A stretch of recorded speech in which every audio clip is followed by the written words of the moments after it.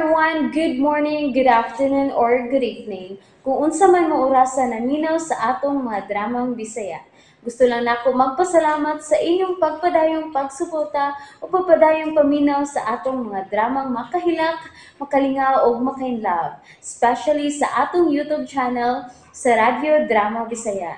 And if wa pa mo nakasubscribe sa atong YouTube channel, subscribe na and hit the notification bell aron ma-notify mo sa mga bag-o natong uploads. And now, mapaminaw na ninyo ang maong sumpay sa atong drama.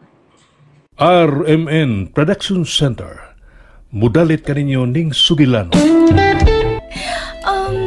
years kay kan karon. Pabuton gyapon ko nimo. 10, 20, 30 years.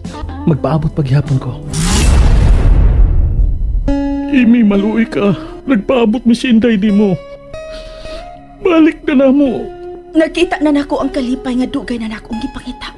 Ang contentment, ang satisfaction, ang tanang butang nga gusto na kong makuptan ani ana sa ako mga kamot.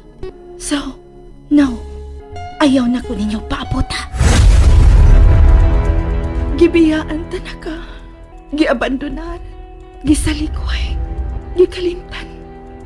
Pero nga nung ni agagihapon din naghuwat, nagpaabot, nga akong balikot. Giswayan ako nagkalimtan ka. Gipaningkamutan. Pero ikaw ug ang atong kagahapon, sama sa usa ka ninyong nga dili mo biya kanako. Mauni gipaabot paghapon ti ka. Ubalik ka na ba? Anino sa kagahapon. Mutuo ka ba sa palutihon? If you love someone, set them free. If they come back, they're yours. If they don't, they never were. Anino sa kagahapon. Tagsulat Martis Parba Albores. Direktor John Caracapuhanes. Speaker Joel Bense. Recording Editor Randy Tayad. Soundman Aldwin Nakurda. Anino sa kagahapon. Still waiting.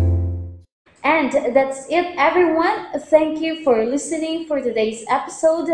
And don't forget to subscribe and hit the notification bell. Kita-kits sa sunod na episode. Bye-bye!